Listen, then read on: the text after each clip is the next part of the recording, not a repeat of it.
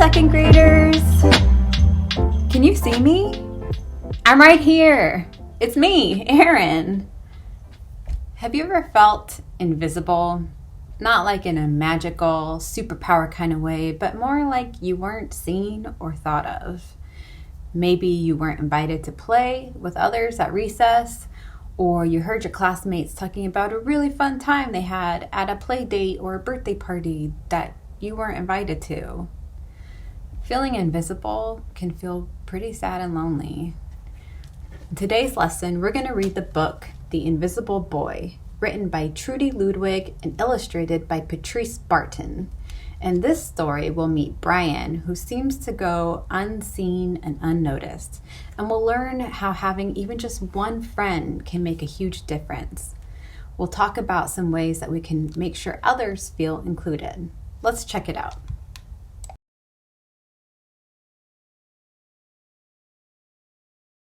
The Invisible Boy by Trudy Ludwig, illustrated by Patrice Barton. Can you see Brian, the invisible boy? Even Mrs. Carlotti has trouble noticing him in her classroom. She's too busy dealing with Nathan and Sophie. Nathan has problems with what Mrs. Carlotti calls volume control. He uses his outside voice inside too much. Sophie whines and complains when she doesn't get her way. Nathan and Sophie take up a lot of space. Brian doesn't. When the bell rings for recess, Mika and JT take turns choosing kids for their kickball teams. The best players get picked first. Then the best friends of the best players. Then the friends of the best friends. Only Brian is left, still waiting and hoping.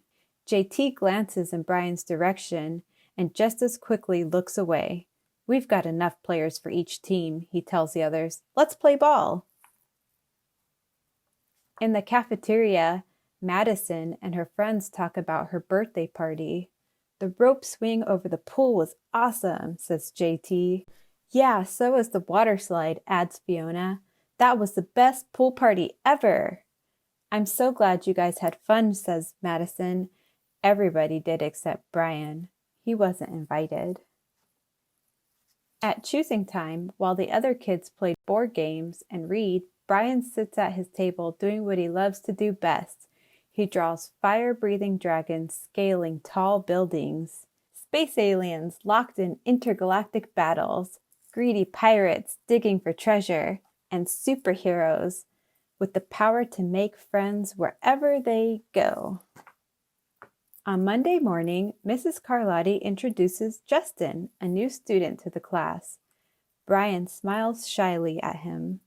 Some of the other kids sneak looks at Justin, trying to figure out if he's cool enough to be their friend. They haven't quite made up their minds yet. At lunch, Madison and JT watch Justin eat with chopsticks. What's that? Asks Madison as she points at Justin's food. It's bulgogi. What? Bulgogi. It's Korean barbecued beef. My grandma made it for me. It's really good. Do you want to try some? There's no way I'd eat boogergi. And the kids laugh. All of them, that is, except Brian. He sits there wondering which is worse, being laughed at or feeling invisible.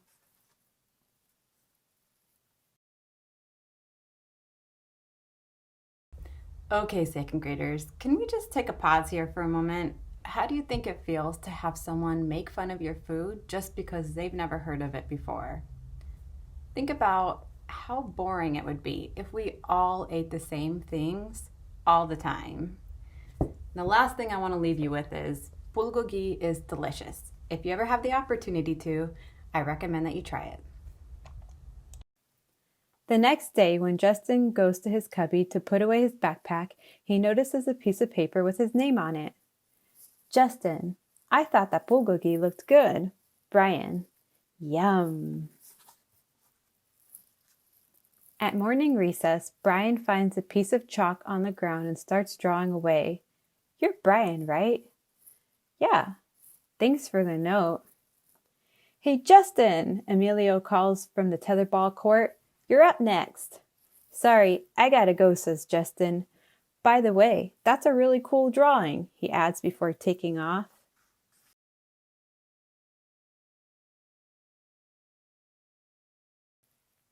Back in class, Mrs. Carlotti asked the kids to team up in twos or threes for a special project. The kids scurry around the room to pair off. Brian heads towards Justin. I'm already with Justin, says Emilio. Find someone else. Brian looks at the floor, wishing he could draw a hole right there to swallow him up. Mrs. Carlotti said, we can have up to 3 people in our groups. We're only 2. Come on, Emilio. Let him work with us. Okay, I guess. Mrs. Carlotti gives the class directions for the project. Your assignment is to work together to write a story about what you see in that photograph. Use your imagination and have fun. Whoa, cool, says Emilio. What kind of people do you think live in houses like that? I don't know, but I bet Brian could draw them to go with our story, says Justin. Brian smiles as he takes out his lucky pen. They're brainstorming. They're cutting things out. They're writing the crooked story we made up on the spot. It's lunchtime again, Brian's least favorite part of the day. Another 20 long minutes of kids talking and laughing with everyone else but him. Brian, he hears someone shout out. Hey, Brian, over here. Brian turns and sees Justin waving him over. Emilio nods at Brian as he makes room for him at the table. Cookie? Thanks. Maybe, just maybe, Brian's not so invisible after all. Hello, welcome back. In reading that story, what do you think made Brian feel invisible? What are some things that we can do to make sure that everyone feels included? Here are some little things we can do. When we get back to school, you can invite others to play. While we're at home, of course, this can be tricky, but we can still reach out in other little ways, like saying hello in the chat or leaving a comment in Flipgrid to say we really like what they did. You can listen to each other, wave at classmates when you see them, talk to classmates you don't usually talk to. And this last one is something I highly recommend. When you build relationships with people who are different than you get to learn about new ideas, experiences, and ways of doing things. Your world gets bigger and more colorful. Every day at school is an opportunity to learn something new about one of your classmates. All you have to do is reach out. And speaking of reaching out, sometimes it can be hard making friends, but I've included 2 videos below with great ideas on making new friends and even making a friendship soup. In your Flipgrid, I would love to hear 3 ideas on how to make others feel included and maybe 1 or 2 bonus questions you can ask others to start a new friendship. Here's mine.